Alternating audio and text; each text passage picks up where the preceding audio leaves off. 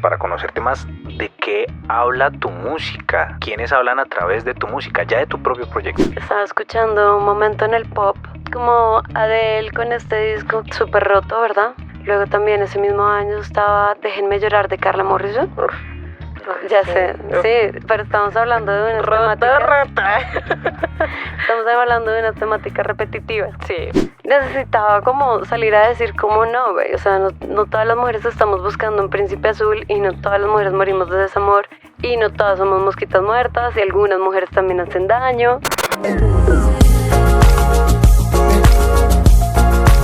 Hola, ¿qué tal? Bienvenidos a una nueva emisión de 30 minutos en el backstage, un nuevo artista, una nueva historia y hoy me encuentro acompañada de Julián Moreno. Buenas noches, Julián, ¿cómo estás? Muy buenas noches, Lina, a Luciana en los controles, a toda nuestra audiencia y pues feliz de estar acá compartiendo de nuevo con ustedes más historias, más anécdotas y hoy con una invitada bien interesante. Más música. Más música, me sí. gusta. El primer episodio lo abrimos con una agrupación de teatro bien interesante y ahora hoy nos vamos a uno de nuestros, no sé, mayores fuertes. Sí, como que son los musicales, sí, los invitados musicales. Y es que hoy Lina y audiencia y Luciana tenemos el placer de conversar con un artista que ha construido, pues, su propio espacio en la música independiente. Me refiero a Soy Emilia, el proyecto de la cantante, bajista y compositora colombiana Juanita Carvajal. Juanita, Soy Emilia, bienvenida, 30 minutos en el backstage. Gracias, Julián. Gracias, Lina, por recibirme acá estos 30 minuticos para charlar. Bueno, fue para aclararle también a la audiencia, fue un segundo intento de poderla tener aquí, porque en el primer intento estuvo algo trastabillado por el tema del internet, pero pues bueno, la podemos tener ahora sí en persona aquí presencialmente en nuestros estudios. Así es, pues yo creo que pregunta obligada para empezar, ¿por qué Soy Emilia? Bueno, como ya charlaremos más adelante y como mucha gente tal vez me ha conocido y los que no, yo estudié pues bajo eléctrico jazz aquí en Colombia y en la Universidad Javeriana y empecé a trabajar como a los 19 años con bandas. O sea, mucho antes de que yo supiera que iba a hacer un proyecto como de composición y producción musical mío llamado Soy Emilia. Y en esa época, digamos que estamos hablando 2010 más o menos, finales del 2010, empezó a surgir bandas como Messier Periné, Juan Pablo Vega, Los Petit Felas, ¿verdad? Como una escena que, o sea, veníamos como de una década de mucho, digamos, como un crecimiento del tropipop, de mucho vallenato, pero ¿qué pasaba con esa música indie alternativa colombiana, no? Como la presentaron ellos. Y yo tuve el honor por el destino de hacer parte de esa camada, porque es que me llevan muchos años. Yo creo que por ahí el siguiente en la banda me llevaba 8 años, más o menos. Pero tuve también la casualidad del destino de ser una instrumentista, ¿verdad? No cantante, no corista, instrumentista. Mi instrumento es, y era en ese momento el bajo eléctrico, de caer en estas bandas. Por suerte es del destino. XY manera en la que hubiera llegado ahí. Y durante muchos años, tocando junto a este man, empecé a construir una carrera y a resaltar como una niña bajista, como dentro de tantos hombres, ¿no? Pues que pasa. La industria de la música es un medio muy masculino. Y la gente me reconoció y me puso una estampa en mi frente de bajista de este man. Y les pasa mucho a todos los músicos de sesión, ¿verdad? Normal. Uno no habla como de, no sé, el nombre particular de cada instrumentista. Eso es casi de melómanos, ¿no? Los que conocen cada banda, sino el guitarrista de Santiago Cruz, ¿no? Claro. El pianista de tal. Termina careciendo las personas como de una personalidad a través de los años, ¿no? En pertenecer como una banda nueva. Cuando tenía mi música, digamos que llegué a una madurez, sí, mental, distinta de cuando tenía 19 a cuando tenía 25 más o menos, 24, empecé a pensar en Soy Emilia. ya me había empapado de un mundo muy diferente al colegio, a la casa, a la universidad. Con este man tuve la oportunidad de recorrer festivales como Lollapalooza Chile, ir por primera vez al Vive Latino en México y wow, como que mi mente y mis oídos empezaron a conocer. En la universidad tenía como el jazz, con este man tenía el pop y empecé a conocer sonidos latinoamericanos, digamos, fuera como de los que uno siempre les llegaban, ¿no? Como Café Tacuba, Molotov, Babasónicos. Empecé a conocer a Mariana de los Sonido Láser, a Titán, a Javier Amena, a Matías Aguayo, más todavía, más underground y más alternativos, que yo dije, wow, yo de aquí soy. Entonces en esa construcción como de una personalidad, porque yo considero que a los 20 años uno todavía es una esponja. Sí, ¿No? y está buscando su camino también. Total, es que uno cree que se las sabe todas, pero no se sabe ninguna. Y descubrí la música que yo quería hacer, las cosas que quería decir, y no quería que tuviera mi frente o que mi música tuviera esa obligación de un supuesto como donde me estaban encasillando sin yo sentirme como que yo era de ahí. No eran mis letras, no eran mi música, incluso no eran mis bajos eléctricos. Yo era una intérprete de los bajos que graba alguien más. Y Emilio fue una persona que yo quise mucho, un primo que se murió de cáncer y se lo puso en su honor. El Soy es porque pues cada persona que dice soy Emilia pues termina convirtiéndose en Emilio también. Okay. Entonces fue por quitarme como un peso como de encima, darle una nueva personalidad a mi música y por darle honor a una persona que yo quería mucho. Long short story. Bueno, interesante saber todo ese trasfondo de dónde viene el Soy Emilia. Y pues bueno, aquí vamos a conocer quién es más a profundidad Soy Emilia, ¿sí? Sin dejar de lado también como esos proyectos que fueron parte del pasado de uno, que realmente lo construyen a lo que es 100%. uno hoy en día. Entonces, si armamos tal vez una especie de línea temporal, tu paso por este man, digamos, ¿qué cosas te quedaron de ahí? Digamos, supongo yo que al estarte mezclando en diferentes conciertos, diferentes presentaciones, pues vas adquiriendo una experiencia grandísima para ya cuando lanzas tu propio proyecto. Digamos, ¿qué cosas rescataste y te dejó esa experiencia con este man? Muchísimas. Este man fue mi universidad paralela.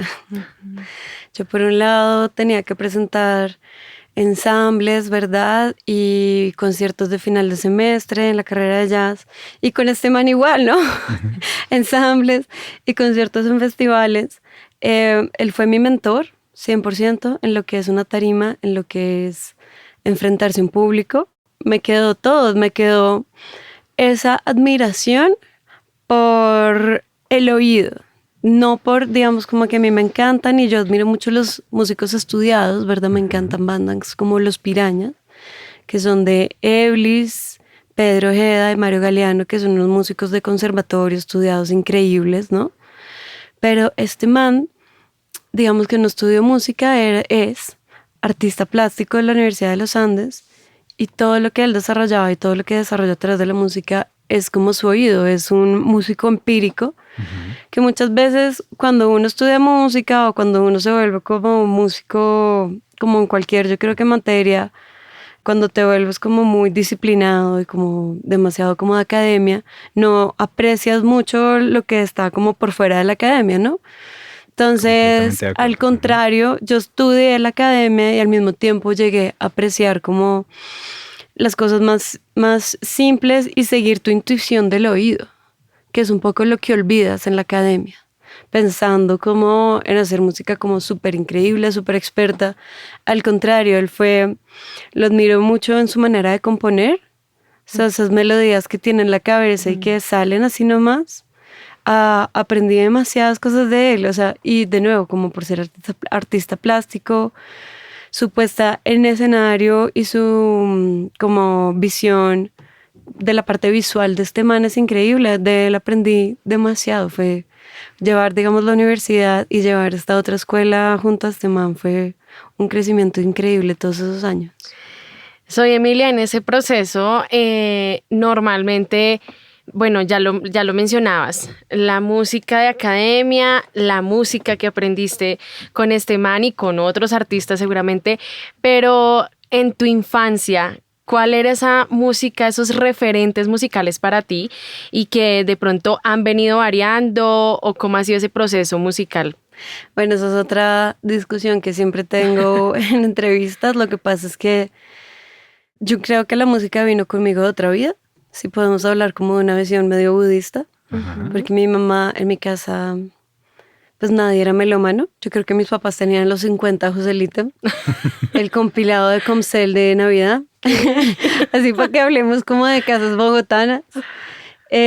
Claro que escuchaban, o sea, seguramente tenían un disco de los hits de los Rolling Stones y de los Beatles.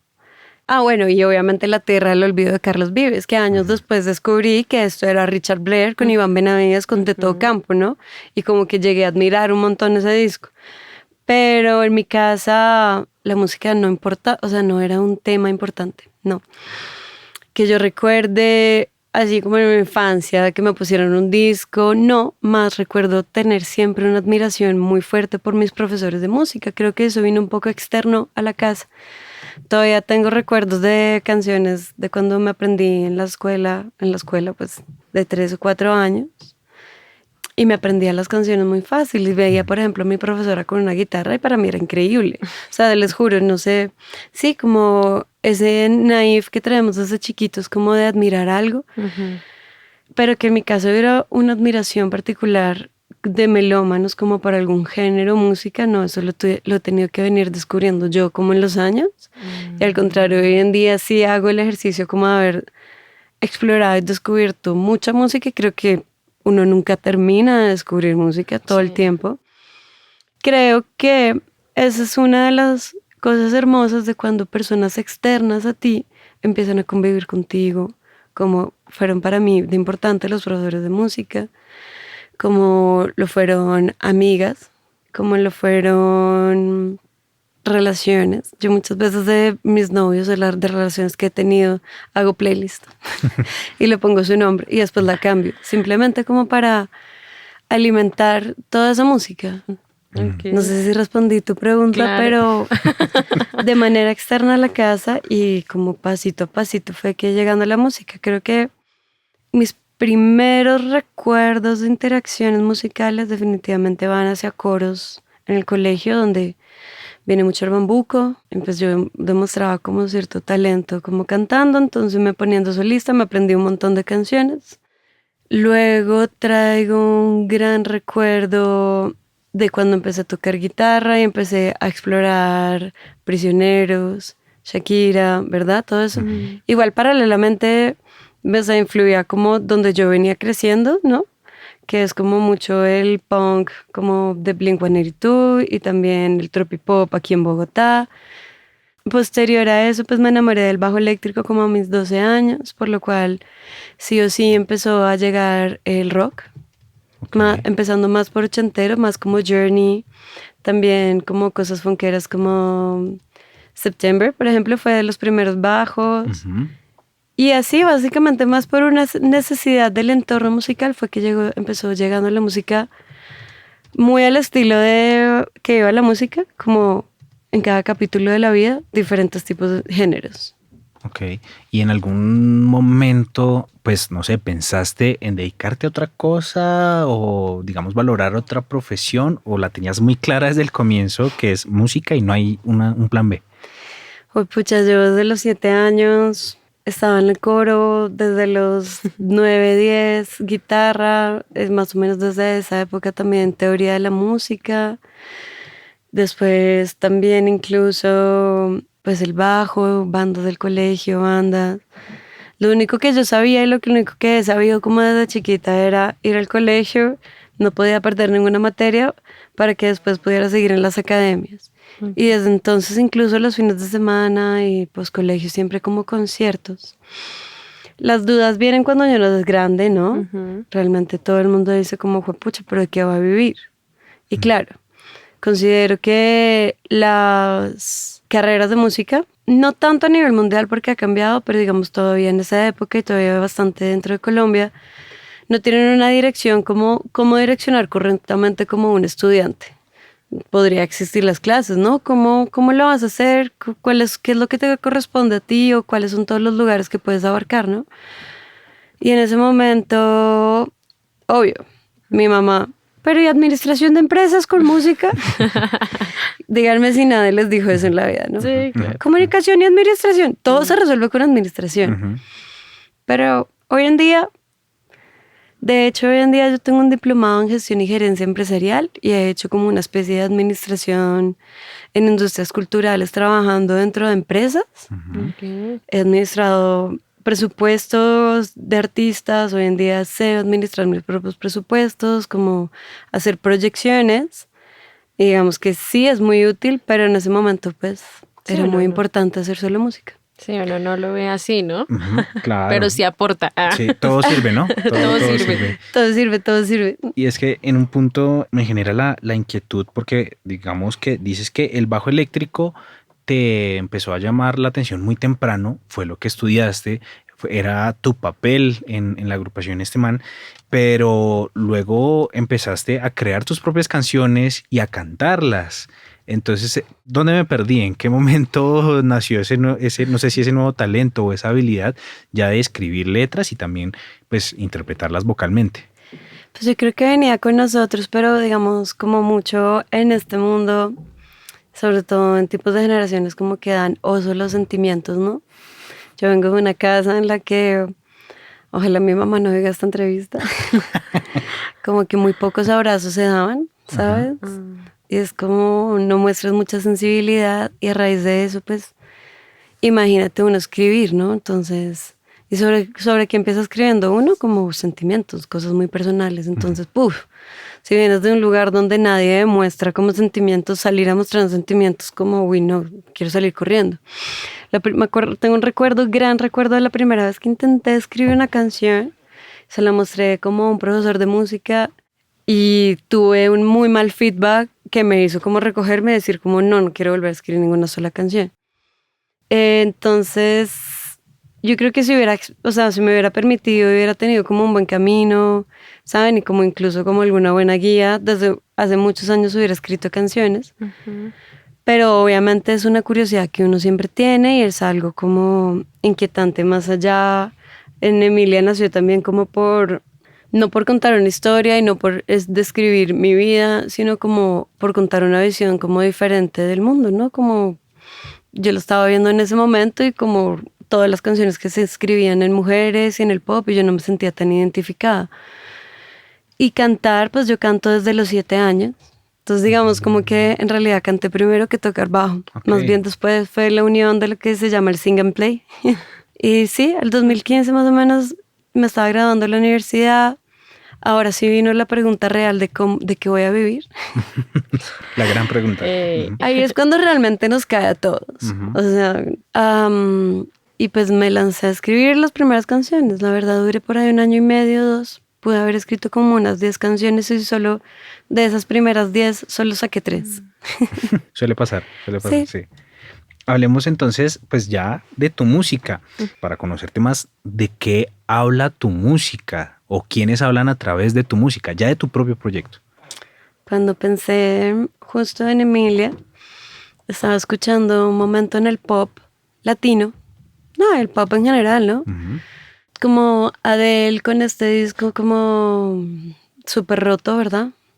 Como muchas mujeres sufriendo de desamor, siempre víctimas de un amor. Hasta La raíz de Natalia Lafourcade, que es un disco hermoso, pero de nuevo es como mujeres sufriendo de desamor. Luego también ese mismo año estaba Déjenme llorar de Carla Morrison. Ya sé, sí, pero estamos hablando de unas temáticas. Estamos hablando de unas temáticas repetitivas. Sí. Que yo no me sentía identificada.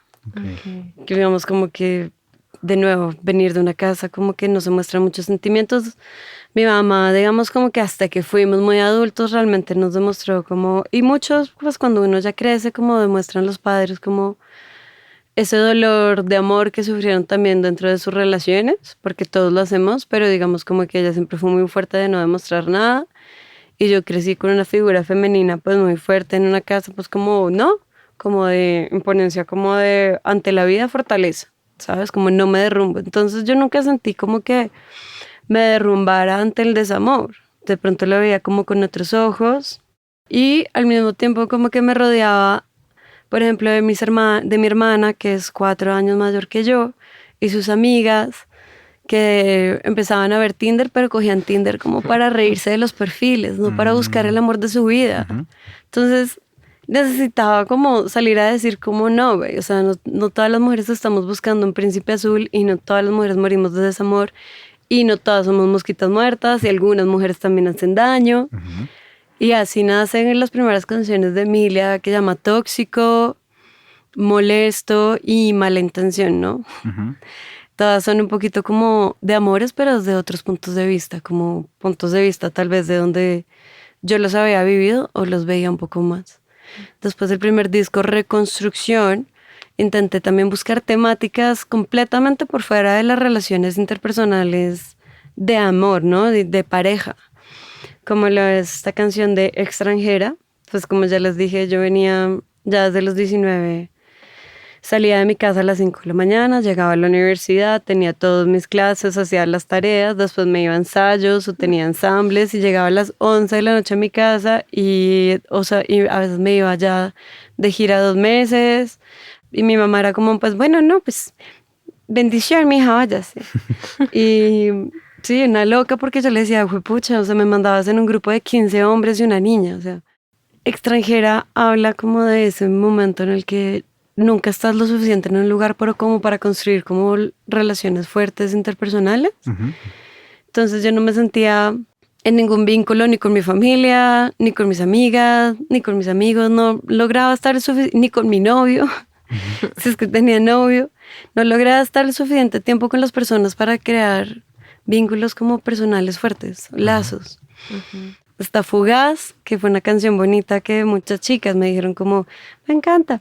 Se sintieron identificadas pues porque son relaciones que es como cuando te enrollas con alguien y es muy intenso, pero tú sabes que va a pasar 2 meses y todo se va a esfumar.